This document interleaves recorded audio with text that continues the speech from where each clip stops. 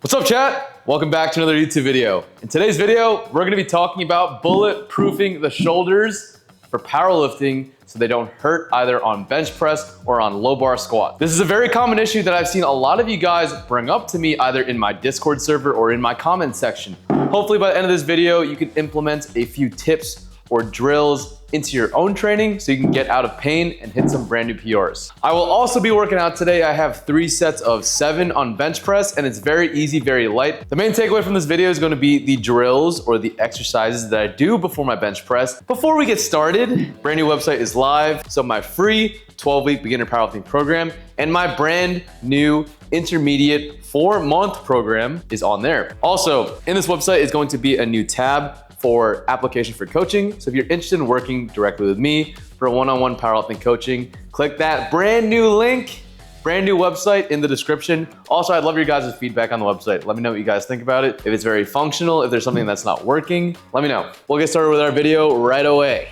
All right, for those of you that are unaware of me and my history with bench press, I am a high frequency bench presser. I bench press 6 times a week. My all-time PR is 200 kilos. I have to keep my shoulders relatively healthy in order to press the most amount of weight, in order to press as frequently as I do. So I'm gonna show you guys my routine that I do every single bench press session. So literally 6 times a week, I do this routine.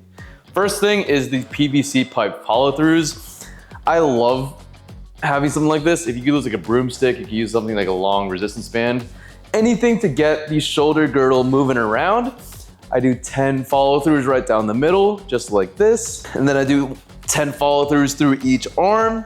So I'm starting with the right side right now. This is the side that's a bit tighter for me. I tend to do a little bit more on this side whenever I'm warming up on bench press. And then the left side. I guarantee you, if you do this one before every single bench press workout, your shoulders are gonna love you. Okay, I'm gonna take like 5-10 seconds and then I'm gonna do it one more time. But yeah, this first exercise is called PVC pipe follow-throughs. All right, one more set.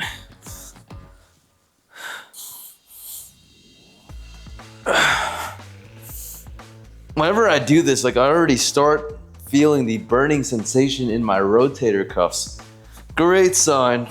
So whenever I bench press, I don't like it when my upper body is very stiff, very rigid. So I like going through the range of motion, going through the movements very repetitively before I get underneath the barbell.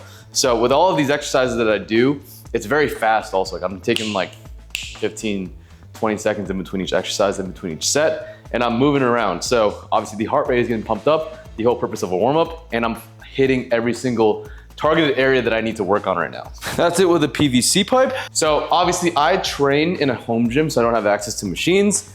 If I did, I would do things differently. But the first thing I'm gonna do is push-ups with a pause at the bottom. I like push-ups a lot. They're really easy to do.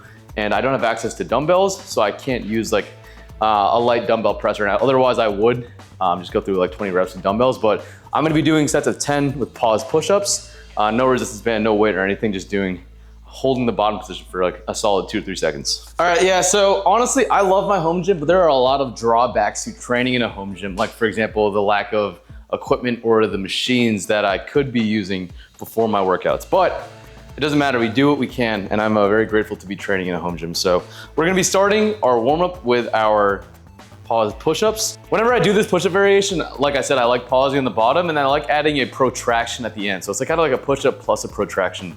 Get that shoulder blade moving.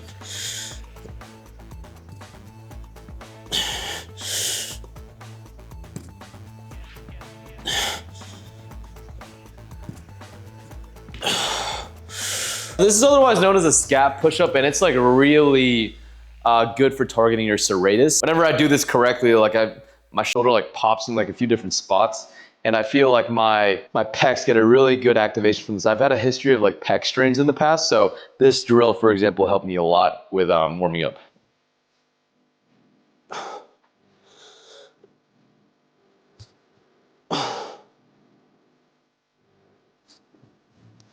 All right, so this next exercise is a bit underrated for bench press, and a lot of people neglect doing this work, but for someone that has a history of shoulder issues as well, this has helped me out so much, and especially since I'm a very high frequency bencher, if I didn't do this, this is like a preventative measure for me. Like I always try to do this every day to ensure that I stay healthy and prevent an injury. Oh yeah, so this is called banded internal rotation, and I'm doing it with a somewhat strong resistance band.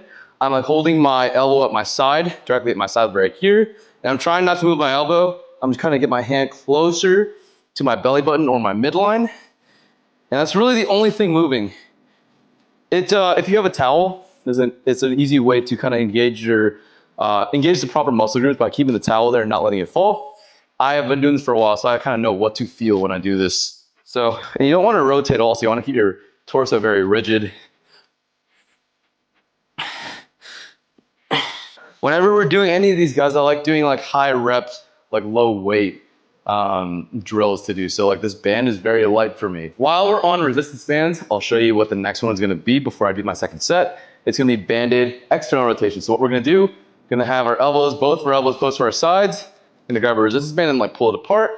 Try to get the palms facing up. Gonna hold it for 3 seconds, slowly come back, and just like that. Try to get the thumbs pointing away from each other, okay? These are all like non-showy muscles that are being worked right now. These are these deeper shoulder muscles that if you don't take care of these, you don't train them, it can lead to a lot of shoulder pain. Wow, these are burning right now. Other than that, I like to do either tricep extensions and bicep curls, and then you should be good to go underneath the bar. I always take barbell and like my first 2-ish warm-ups twice, just to make sure that I'm doing exactly everything I need to do, and then proceed with my workout accordingly. So today, I'm gonna take the bar probably like twice, gonna take the green twice, and then a red twice. So that's 6 sets already before I even like start my actual workout. And like by then, I'm very good to go. I'm a very cautious lifter when it comes to bench press, and like it's because of my frequency. I'm not saying you guys need to take this many warm-ups, but it's just like this is what I respond very well to. Take everything that I say today with a grain of salt and apply some of these exercises into your own training to prevent the pain, to get out of pain. And then later when we go to the gym, I'm gonna do exercises to strengthen the deltoids, strengthen the rotator cuff. But right now we gotta do our 3 sets of 7, then we're gonna eat, and then we're gonna go to the gym later. All right, so I thought I'd wrap up this video by doing a quick voiceover over my bench press and my accessory work. Every single exercise or drill that you've seen me do in this video right now is something that I do religiously for every single one of my bench press sessions. It allows me to be prepared for all of my bench press work, and if I am dealing with a little bit of pain or discomfort, doing this movement, doing these exercises, it helps alleviate or mitigate the pain so I'm allowed to bench. I did want to touch upon 2 things in this video regarding the bench press. If you are experiencing pain or discomfort during the actual lift, there are 2 things you need to be paying attention to. That is your technique and your programming, or a combination of those 2 things that can be resulting in the discomfort or the pain that you're feeling. A lot of people always ask me, Nico, why do you always try to bench with a high arch, or you're not getting the full range of motion? The reason I do this is because it's the strongest and the safest position for my shoulders to be in. It also cuts off a lot of range of motion, allowing me to be an efficient and strong bench presser, especially in the sport of powerlifting. In this workout, I completed 3 sets of 7 with ascending sets. And as you can see, my technique was very spot on, it was very prime. And I credit that to my warm-up routine that I've been doing religiously for bench press. After this bench press workout, I headed to the gym to do my accessories. For my accessories, I had to do a pretty steep incline press with this really cool machine that I've seen in my gym. I've always wanted to try it out. It looks very interesting, and it actually gives me a really good stretch in my upper pec. I feel my deltoids working pretty hard, and I've been really enjoying this movement, so I've been continuing to progress it during this training block. This steep incline press, I moved on to an incline bench lateral raise. The main reason why I do this accessory on an incline bench and not standing up is because I want a deeper and fuller range of motion when I'm performing them. Whenever I do this, to do it successfully, I always try to not let my arms rest at a dead hang at the bottom. Right before my arms come to the bottom, I'm making sure I'm starting my next rep. And when I do these correctly, the burn that I get afterwards is probably one of the best shoulder pumps that I've had inside of the gym. I never go too heavy with any of my shoulder or lateral raise work because I don't like risking getting injured, because like I said, I do have very sensitive shoulders. I bench very frequently, and I honestly don't think it's worth it to go extremely heavy and use a lot of body language during your lateral raises. Anyways, that's gonna be it for this video. Thank you guys so much for watching all the way to the very end. Hopefully you can take some information out of this video and apply it into your own training so you can strengthen and bulletproof your own shoulders and hit PRs. Thank you guys so much for watching. If you guys are interested in working directly with me for powerlifting coaching, make sure to apply with the link down below. Make sure to subscribe, leave a comment, leave a like, and I'll see you guys in the next YouTube video. Peace out.